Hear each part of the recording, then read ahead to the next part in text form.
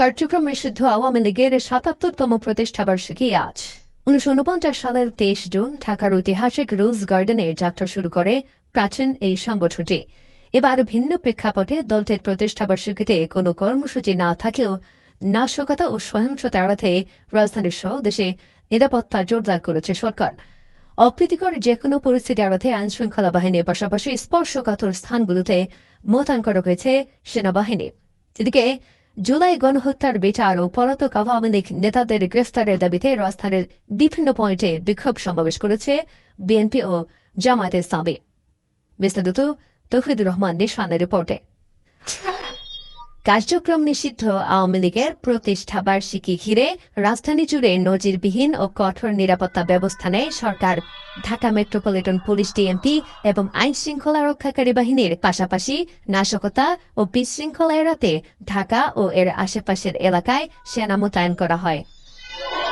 রাজধানীর আইন শৃঙ্খলা পরিস্থিতি স্বাভাবিক রাখতে মোতায়েন করা হয় ১৮,০০০-এরও বেশি পুলিশ সদস্য। গুলিস্তানে আওয়ামী লীগের প্রধান কার্যালয় সহ ধানমন্ডি ৩২ নম্বর সড়কে নিয়মিত পুলিশের পাশাপাশি DB, counter terrorism, special branch ও অন্যান্য গোয়েন্দা সংস্থার সদস্যদের মোতায়েন করা হয়। আমাদের পর্যাপ্ত সংখ্যক পুলিশের সদস্য, বিজিবি, ইভেন আপনারা কালকে দেখছেন ঢাকা এবং আশেপাশে কয়েকটা জেলায় বাংলাদেশ সেনাবাহিনীর সদস্য নিয়োজিত আছে। আমরা সর্বোচ্চ সতর্কতায় আছি। এদিকে বাইতুল মোকাররম, ধানমন্ডি ৩২ সহ বেশ কিছু পয়েন্টে বিক্ষোভ মিছিল করে বিএনপি ও জামাতের নেতাকর্মীরা।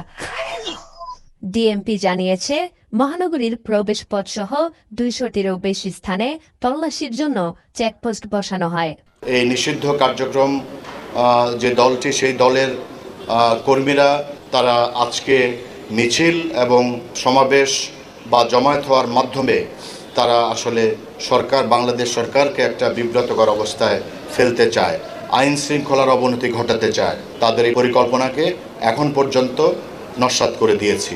যেকোনো জরুরি পরিস্থিতি দ্রুত মোকাবেলার জন্য মহানগরের বিভিন্ন পয়েন্টে ১৫টি কুইক রেসপন্স টিম প্রস্তুত রাখে পুলিশ।